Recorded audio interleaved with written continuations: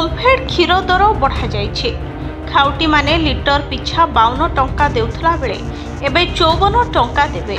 आज ठारू ओमफेड क्षीर लिटर प्रति दाम वृद्धि पाइछे। बाजार को आसीछि ओमफेड रो नुआ दर। प्रीमियम और टोन क्षीर लिटर 2 टंका वृद्धि पाइथिबा बेले गोल्ड क्षीर लिटर प्रति 4 टंका वृद्धि पाइछे। वास्तव में विश्व दुग्ध दिवस पालन अवसर में क्षीर मूल्य बढ़िबो बोली कुहाଯାଇଥିଲା, किंतु सेतबेले एहा बढ़ी नथिला।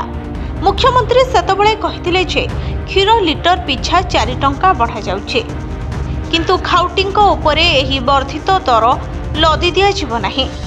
एथुरु 2 टंका सरकार बहन करिवे। खाउटी माने लिटर पिछा अधिक 2 टंका देई क्षीर किनिबे। तेबे सेतबेले ओमफेड रो परिचालना निर्देशक विजय अमृत कुलेंगे सूचना देइथिले जे एही वर्धित दर तत्काल लागू हेबो नाही।